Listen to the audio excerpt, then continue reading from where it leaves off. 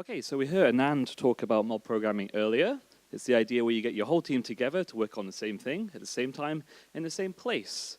I quite like it because you're optimizing for solving the problem with as small amounts of code as possible, rather than trying to create as much code as possible in parallel, aka productivity.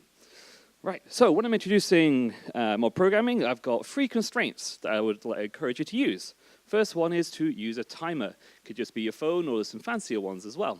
And the point of the timer is to go beep, beep.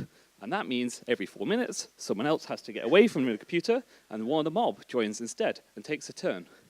Now, it might seem that being at the computer is a privileged position. I'm here to tell you that it's not.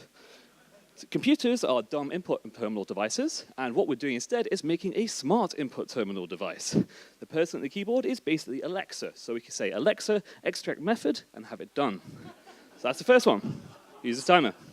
Second one, we want to use strong style pairing. That is, rather than I have an idea, please, give me the keyboard and I'll do it, it's I have an idea, please take the keyboard so I can tell you what it is.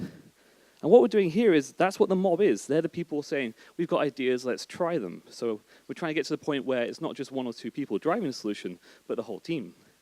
And the third part, which helps with that, is to create an environment which is safe.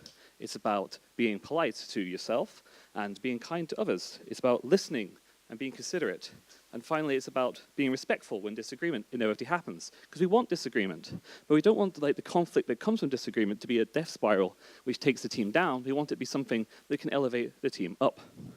So that's what I've got to say about mob programming. Try taking a Friday afternoon at your company, gather your people together, find a story you're already working on, and then see if it works for you. If it does, then turn up the good. If not, well, you tried. Thank you. Thanks, Joe. Excellent.